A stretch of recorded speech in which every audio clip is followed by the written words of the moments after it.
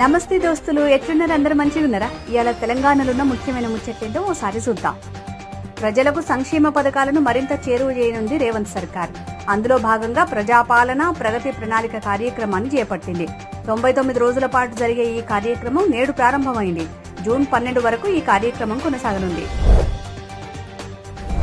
స్నేహబంధానికి నమ్మిన వారికి అండగా నిలిచే వ్యక్తుల్లో వైఎస్ రాజశేఖర రెడ్డి సరసన నిలిచిండు సీఎం రేవంత్. గతంలో వైఎస్ రాజశేఖర రెడ్డికి కష్టసుఖాలలో తోడున్న తన మిత్రుడైన కేవీపీకి రాజ్యసభ ఇచ్చిన విధంగానే సీఎం రేవంత్ కూడా తన మిత్రుడైన వేం నరేందర్ రెడ్డికి రాజ్యసభ ఇచ్చారు. దీంతో వైఎస్ రాజశేఖర రెడ్డి స్నేహ ధర్మానికి ఎంత ప్రాధాన్యం ఇస్తున్నారో రేవంత్ కూడా అంతే ప్రాధాన్యం ఇస్తున్నారనే చర్చ జరుగుతుంది.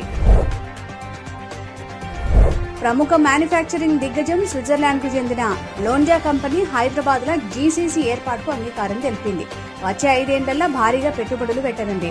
ఈ కంపెనీ రాకతోటి బయోఫార్మా రంగంలో తెలంగాణ మరింత ప్రగతి సాధించనుంది.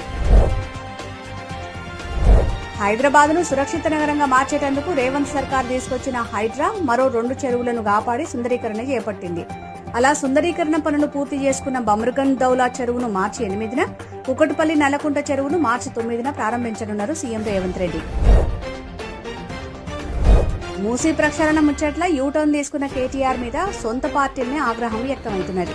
తాము ఎంత చెప్పినా వినకుండా మూసీ ప్రక్షాళనను వ్యతిరేకించి ఫేక్ ప్రచారాలు చేసిరని, ఇప్పుడు ప్రజలలో వ్యతిరేకత వచ్చి పార్టీ పరువు పోయిన తర్వాత మూసీ ప్రక్షాళనకు అనుకూలమని ప్రకటించారని పార్టీ నాయకులు చెప్తున్నారు. ఇక ఇయ్యాలటి తెలంగాణలో ఉన్న ముఖ్యమైన ముచ్చట్లు. రేపు మంచి ముచ్చట మళ్ళీ కలుద్దాం. శనార్థులు.